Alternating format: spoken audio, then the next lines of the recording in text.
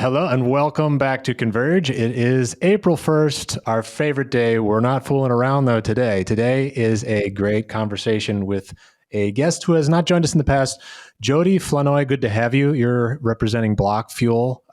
Looking forward to hearing about BlockFuel and also getting into some interesting topics around blockchain and Web3 technologies making their way into traditional finance, particularly cross-border payments. Welcome, Jody. Thanks for joining us. Tell us a little bit about your background, and then I'll let Alana sort of dive into the juicy stuff. Yeah, well, thank you, Alex and Alana. Excited to be here. Alana and I used to work together at a company called VGS back in San Francisco, and excited to reconnect. It's always fun. It's a small space, even on the fintech side and payment side, which has been around longer. But then crypto is even, smaller space, and you guys are straddling and starting to dip your toes into crypto. So uh, Barely, just the pinky barely. toe. Yeah, well, it's a good time to be talking about what's coming. It's a crazy world out there. There's news headlines every day. Um, For sure. so my background, we'll keep it short.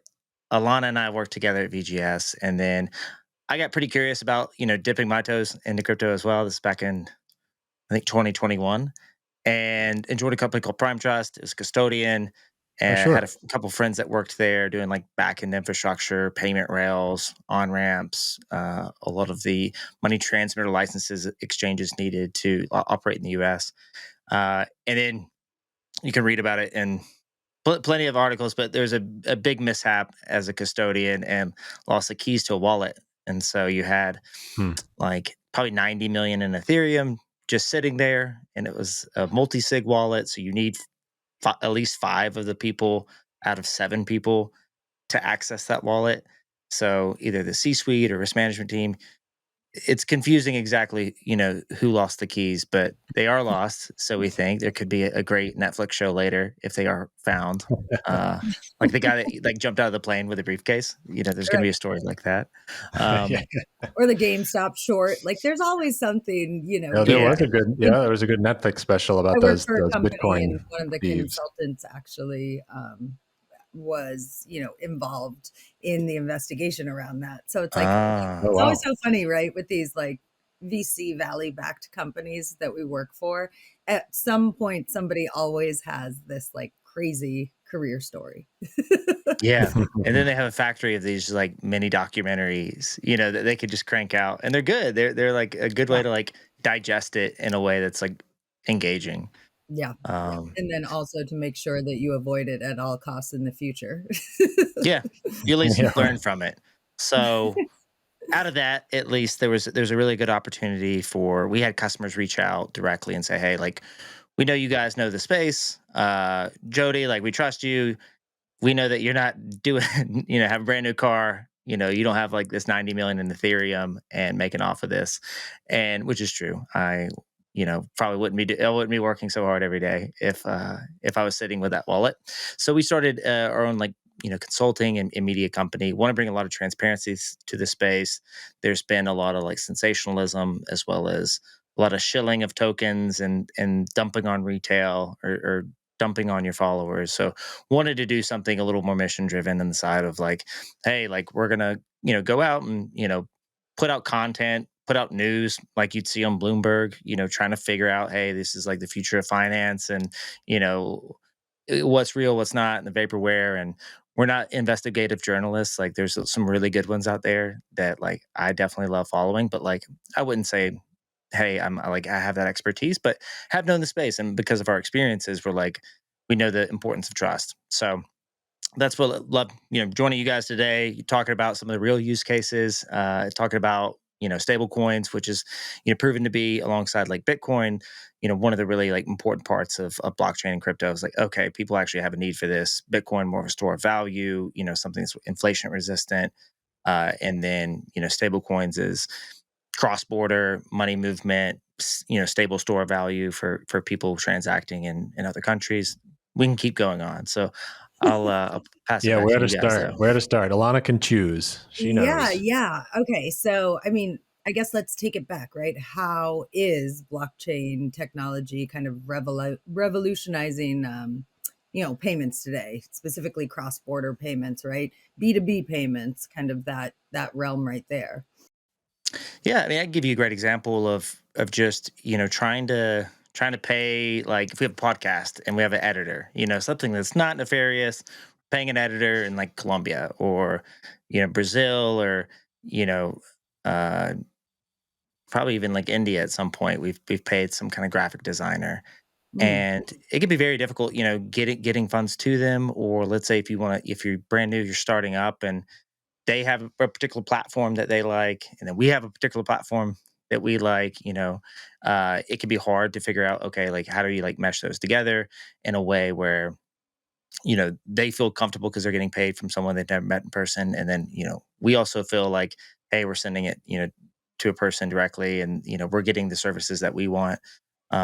So we've started getting paid a lot more in stable coins, and that we're having to figure out a little bit on the side of accounting. Like QuickBooks isn't necessarily geared for that immediately, but you don't have to wait super long. It happens within 30 seconds. You suddenly get like 3 to 5, or I'm sending out $10,000 in stable coins, paying for a service.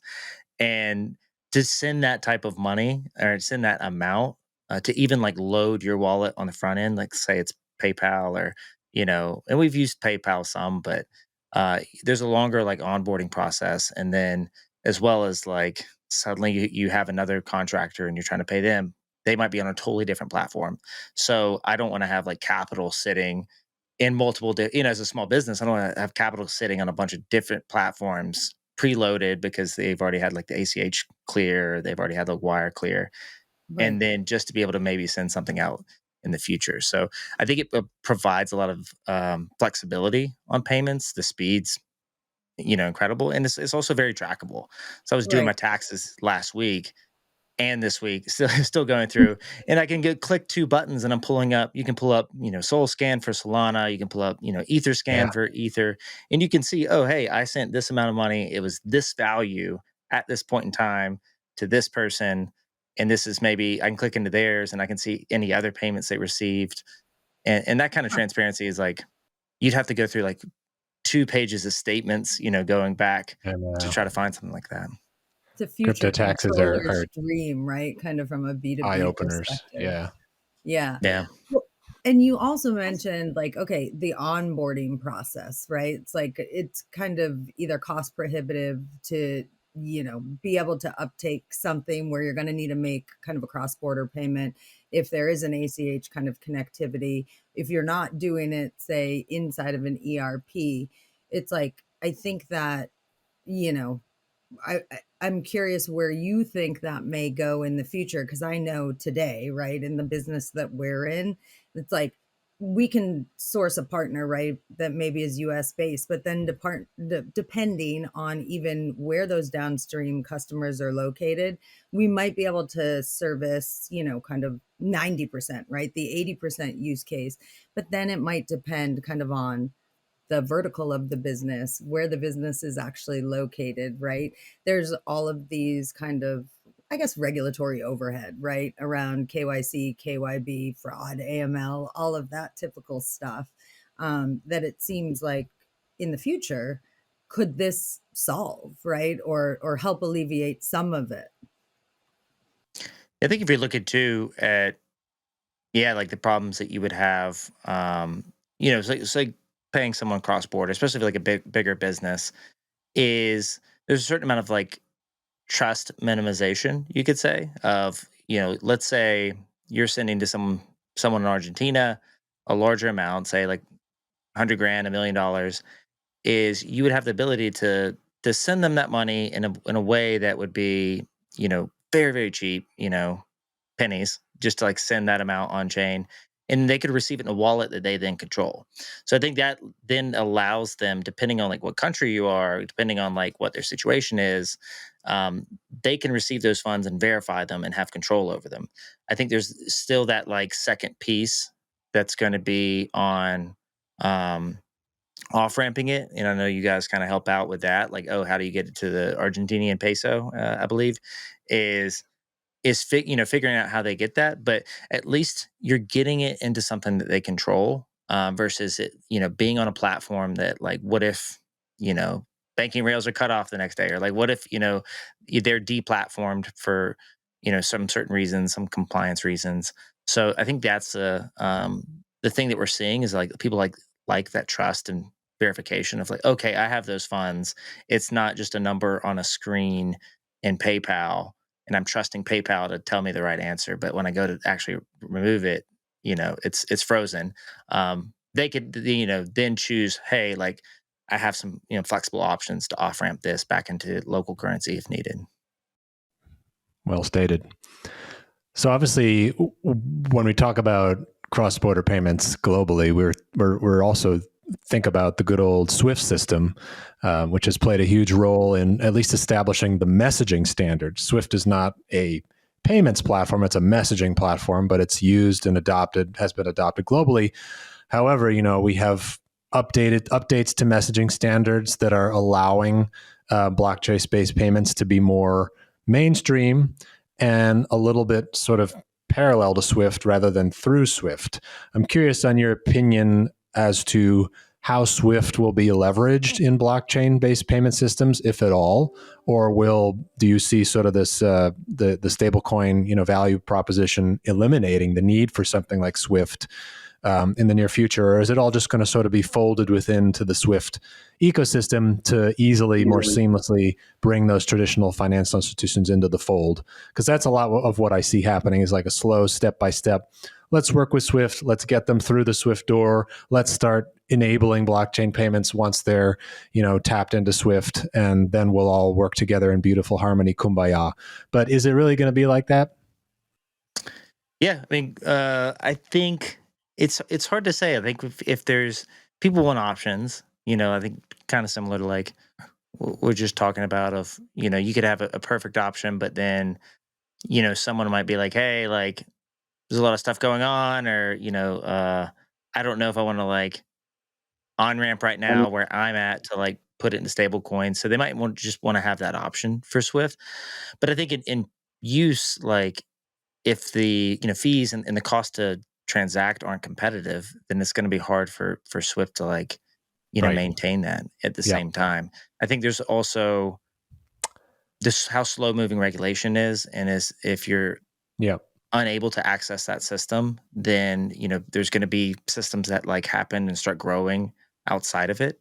And I think that's a piece that we could talk about a little bit. Is just like on the stablecoin themselves is like whether the U.S. embraces certain regulations and certain stablecoins, or they push them away, causing other economies to pop up around it. So that would be the concern I have for Swift. Would just be, are you going to be able to adapt and like take in the broader ecosystem, or is that going to grow up really big around you because you're Yeah. still kind of like bottlenecked by like how fast you can onboard people into the Swift ecosystem?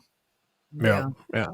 It's also interesting too, right? So kind of working with seeded SaaS and where like finance and treasury teams kind of do their business every day, because a lot of those providers, as we start to embed payments and FX, right, for them, for their end users, they a lot of them really like redundancy, right? It's like they want this provider and this provider, and then this provider provides this feature. So kind of to Alex's point, I'm curious, right, to see how it all shakes out, right? It's kind of Yeah. like, okay, we have a vehicle for everybody, and then maybe based on kind of some logic, right, or rules or dynamic routing, which is kind of a big thing now in payments. Not to be confused kind of with payment orchestration and like traditional cards and whatnot. Now there's this dynamic routing functionality where bigger providers say like us have a lot more data. Like what is the fastest, cheapest rail from this corridor, right? That can be delivered. And then having that kind of subject matter expertise, right, as an organization that you can deliver then to the company that just needs to move the money and they want to do it the most affordable and fast way, right? Yep. Let's talk a little bit about the concept of a stablecoin sandwich. It sounds delicious, but really, what is that? What is that in practice, Jody? Is it that last mile, fiat crypto to fiat conversion that you were talking about? Can you elaborate on what the stablecoin sandwich is? Because I hear it batted around a lot. Yes. I mean, Yes, there's I'm gonna be new trying to terms. know Yeah. what it is in practice and like what is the technology, right, that is actually involved in this. Yeah, go techie on this one because Yeah. we're really curious, like what's inside the sandwich. Yes, Yeah. yes. Yeah. I mean, well, in basic, it's like there's only there's a small amount of people relative to all the vendors in the world that would actually accept stable coins. So you're sending them back and forth to each other, but then you have no ability to like really, use them for payment. The reality is just like as much as like you can go door to door onboarding people into crypto and the benefits, it takes a while for adoption to happen. And I think that we've seen like we'll see more of it. I think people, once they experience some, elements of decentralized finance and paying people directly and peer to peer cash is like, the subtitle or the title of the Bitcoin white paper is people want that. They won't want to like have to be like, oh, I have to go through the Apple store to get my app on there to be able to pay people to like, do tap to pay. I think that people are going to want to say, hey, I love to accept stable coins directly, just like people like having a Venmo QR code. So stablecoin sandwich in general is just, hey, you're going to start with cash on one end. Somebody is going to say, hey, I'm going to pay my editor in Colombia, cash, so US dollars from our bank account into stable coins. We'll send those.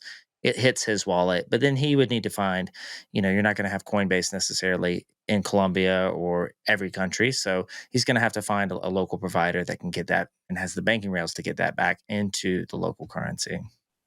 Mm-hmm.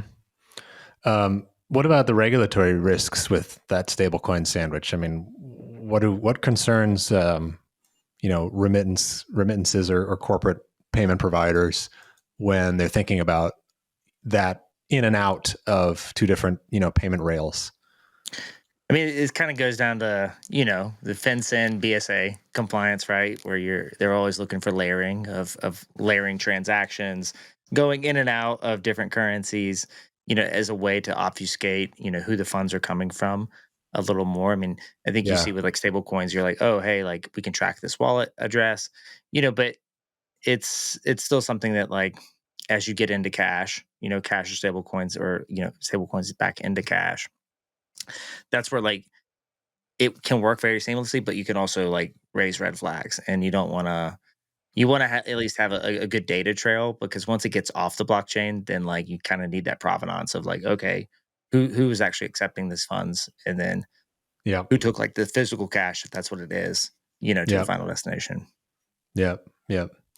Ilana, do you want to touch on the treasury side? Because I know that this is a particularly ripe area for disruption with blockchain, given the fact that the liquidity in multiple currencies for cross-border payments, having enough liquidity in destinations or correspondent banking systems is really a key issue that I think these technologies solve for. Do you want to touch on that? Yeah, yeah. I mean, I guess Jody, I mean, how are digitized treasuries kind of reshaping, right? Like financial systems broadly. I mean, the is blockchain kind of playing a pivotal role, and then as this grows, like where do you see this, kind of popping up? Is it like, you know, long-term pensions, retirement, like what is it, right? Kind of from a B2B perspective, around like how potentially the industry is getting reshaped, I guess. Yeah, I think a very practical example is if you have like a stock portfolio now and you find that, hey, Nvidia we think's good run up, a little bit overvalued, I want to like de-risk a little bit. I think AI, this week people talk about AI, is it bloated, and weighted too heavily, is some of the applications in too many companies that are like, have a huge market cap. So part of that, I think, is looking at, okay, hey, I want to sell that Nvidia and put it into treasuries, and that's something that the average person doesn't have a lot of experience into. They might know how to hit the sell button, but they're not usually moving cash that fast, into treasuries, into something that can earn them like 5%. Like they get the concept of, a savings account, but we've never had like a lot of financial education, at any level, even in the US of like, oh, hey, you could sell that.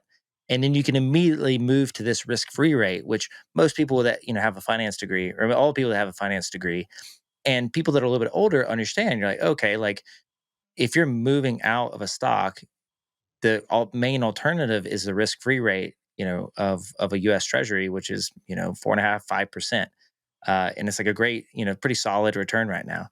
And so I think it opens up that to be a more liquid market where people that don't have a big financial education, that don't know how to trade options, can at least start understanding, and having the speed and efficiency and really good UI UX to be like, okay, hey, I can like go, purchase through this platform, not have to like onboard into another, system to be able to like purchase treasuries. And I think that's going to, make the market even more liquid, even though it's the most, one of the most heavily traded markets in the world.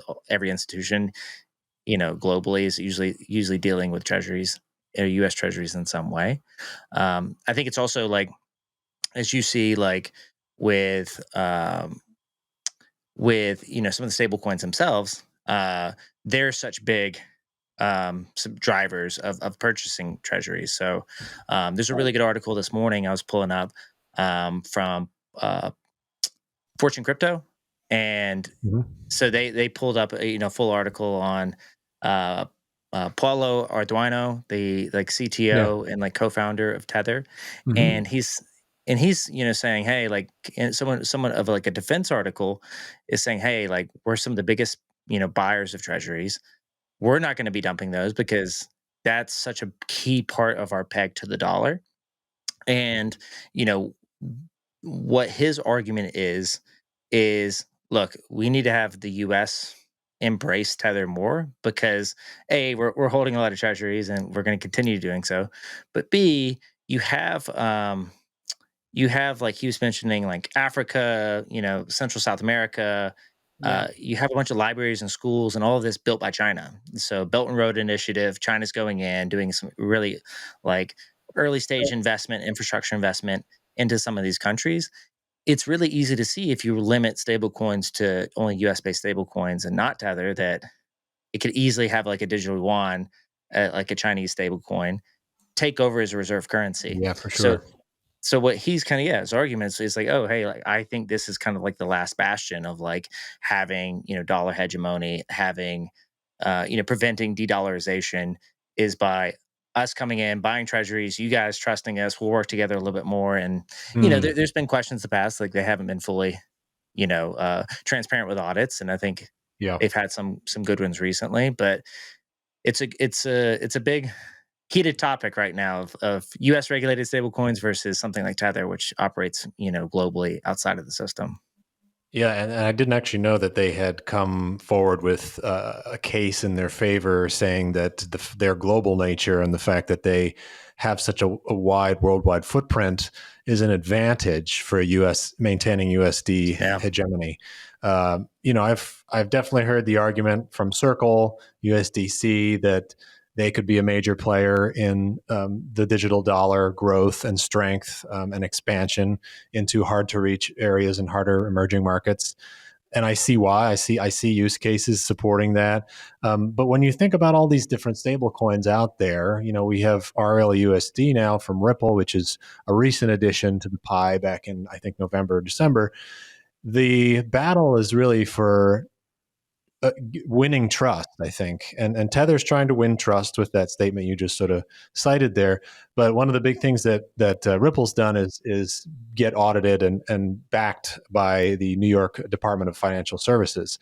I think that is a particularly important stamp of approval in corporate payments and wholesale payments and corporate B2B because because of the high risk, high volume of these payments, you want to know that if you're going through a stablecoin rail, that the asset that is being used, the digital asset, is really scrutinized and backed up with the strictest sort of regulation possible. So I'm wondering, how are you thinking if you're talking to corporates today at conferences like ETH Denver or other ones who are getting involved in crypto? How are they seeing these different stable coins, and are they beginning to show favoritism, or is there going to be a broad sort of use of all of these different ones for different use cases and different needs, basically different markets? Or how are they going to survive in this sort of dog eat dog emerging competitive market, do you think?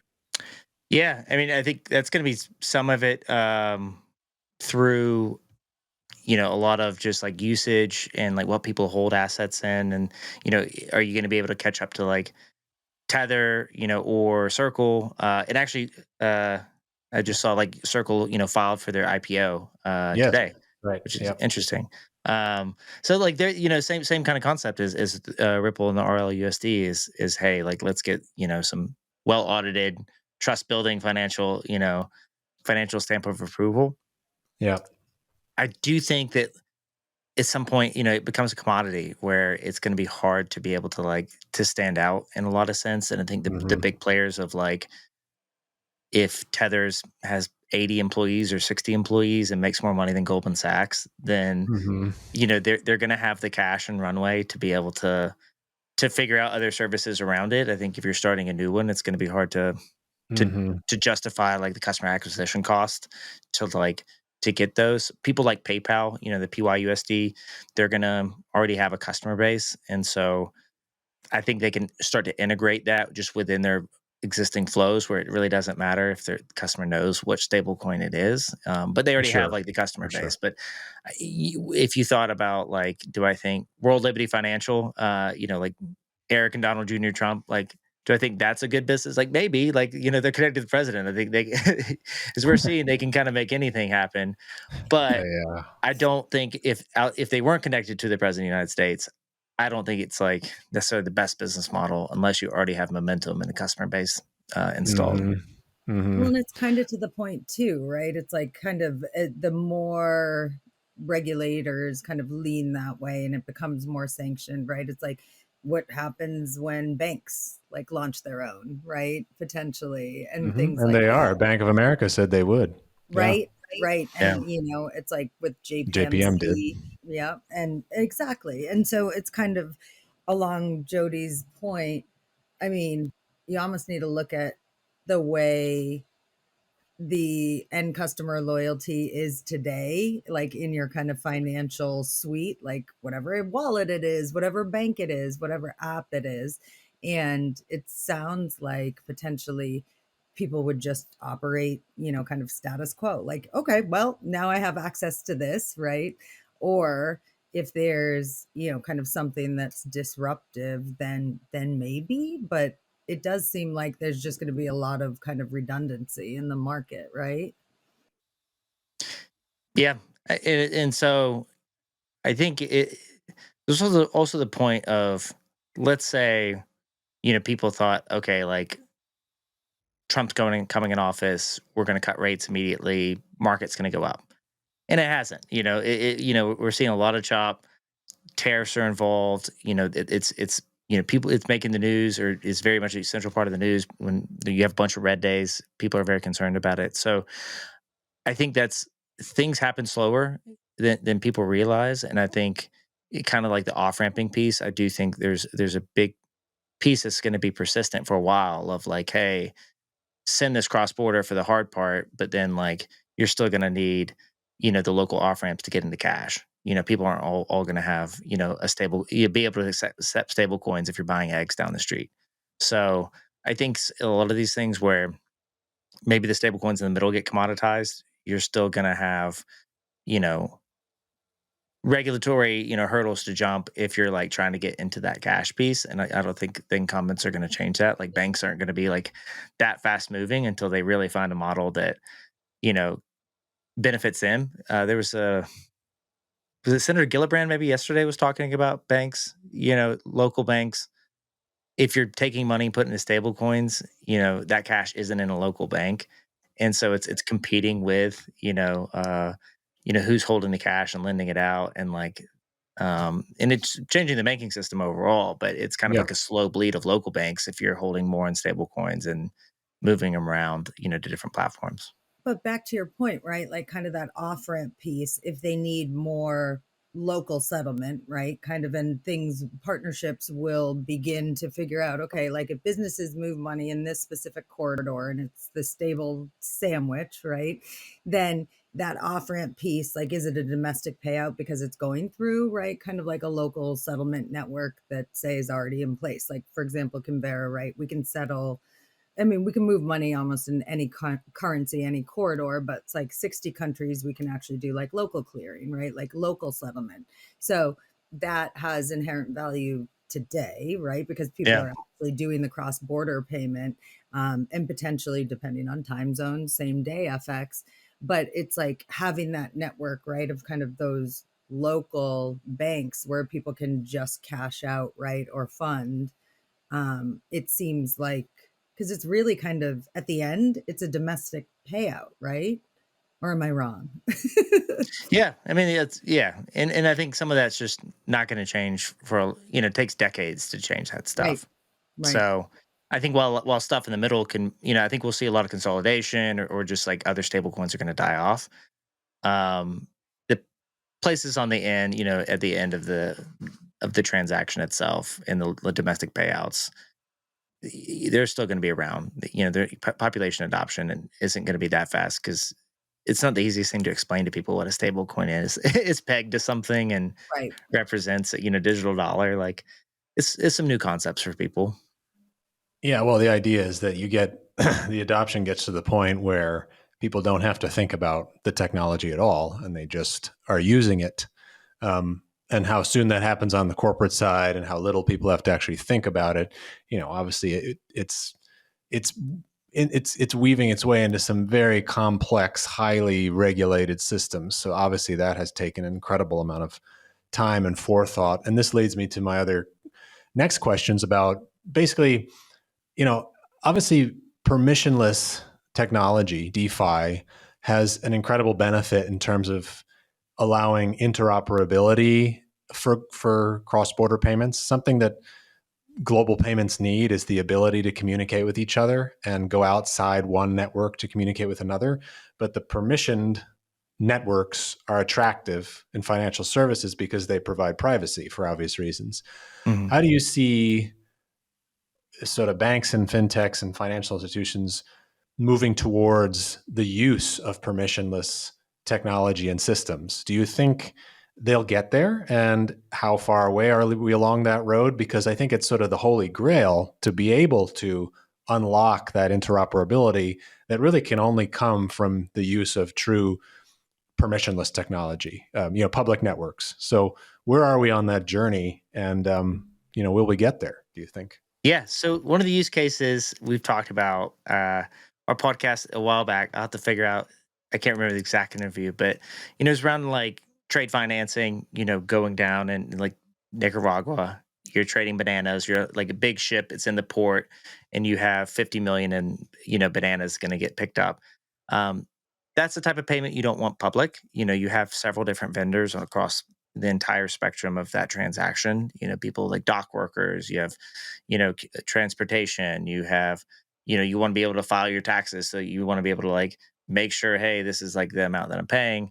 um all of that is great to have trackable, but you don't always want it public. So I do think there's more platforms are going to pop up in the middle and continue to work. You know, like the PayPal example, it's like they could work with stable coins internally, but obfuscate it from like a public blockchain. So I think those are, people are working on, several really good technologies for that. And I think that'll persist. I think still the nature though is people are going to want, individuals and consumers are going to start to want, especially globally, control on a public blockchain that's decentralized, just so they can like say, hey, like I hold these assets. And then businesses will have to, have a little more trust in some of these platforms that have private blockchains, trusting that, oh, your validators are going to approve transactions. You're not going to go roll back the blockchain to go, double spin somewhere. Any of the problems that like people have with, small blockchains, or we had in the past when they rolled back Ethereum, things like that. Makes sense. Well, Alana, do you want to close yeah. out? Yeah. Well, so thank you so much, Jody, for joining us today. I really kind of appreciate you taking the time and covering off some of this stuff. I think most of our audience, Alex and I specifically, are like getting more technical, and we're hoping to kind of bring everybody there. But it seems like you're already there, right? And it seems like some of the stuff that you're working on today, right, kind of from a consulting standpoint, it's kind of pertinent, right? Like these people have it top of mind and they're building today. And so it's nice to kind of hear a little bit around, where you think it's going to be, because we know you're involved in some of these builds. Yeah, it's great talking to you guys. I mean, a lot of what we're trying to do is bridge some of that gap between traditional finance and crypto, digital finance, for very good reasons. There's a lot of mistrust in the industry. There's been a ton of scams. People from top to bottom to middle, have all like done things that have been very PvP, or I'm going to win, you're going to lose scenario, and not enough people like growing the pie and actually solving real solutions. So I'm no stablecoin expert. There's a lot of people that are, but being able to talk to really good people, like talked to like Caroline Hill at Circle, interviewed her, head of regulatory affairs. She's very like great person to speak with. Also, like Carol House was one of our first podcasts actually, and she was like heading up the CBDC and research for the Biden administration. So kind of seeing just different perspectives. I think a lot of people, it's worth investing time in. Even Bitcoin maxis that we know, like Nick Carter, that's big. He's one of the investors in Zen Ledger who we work with. But Nick Carter's like, hey, I love Bitcoin, but I do think stablecoins have a long lasting place here. They've proven their use and value. And then some of the stuff that we talked about, like the dollar hegemony, preventing de-dollarization by embracing stable coins, I think is something that should make more people care about it versus just efficient business payments. And so that's a fun thing to like go out and tell and people on is like, look, like you should care about this because you do want the dollar to be the reserve currency. It gives us a ton of like power, to be frank, in the global economy. But um, who knows what a world where you have a lot of fragmentation, or Yeah. the Chinese yuan is the reserve currency. So these are things that people should be thinking about, talking about, and using as a tool to make voting decisions. So follow BlockFuel. Just launched a new show on Thursdays with stock twits. Crossing over between traditional equities and crypto. Oh, nice. So we'll be doing that every, I think, 1 p.m. We had our first one last week. Have another one with Grayscale on Thursday. Nice. And yeah, Alex, Alana, thanks for having me on. Likewise. No, thanks for joining, and I'll be tuning into all of those and more. And you highlighted some great stuff there. So excited to see where this industry grows and goes in the near future. Thanks so much, Jody. Yeah. Thank you, Alex. Thanks, Alana.